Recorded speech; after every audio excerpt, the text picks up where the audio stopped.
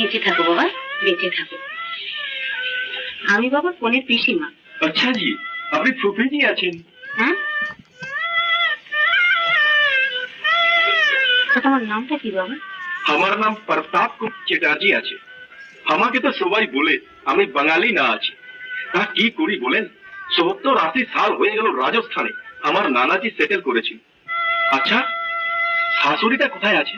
হ্যাঁ, শাশুড়ি শাশুড়ি শ্বশুরজিটা ওয়াইফ, আমার চিড়িয়ার মাতাজি। হ্যাঁ হ্যাঁ বাবা, বুঝেছি বুঝেছি। একবার ডাকিয়া দিবেন, একটা কথা ছিল। এখনই দেখে দিচ্ছি।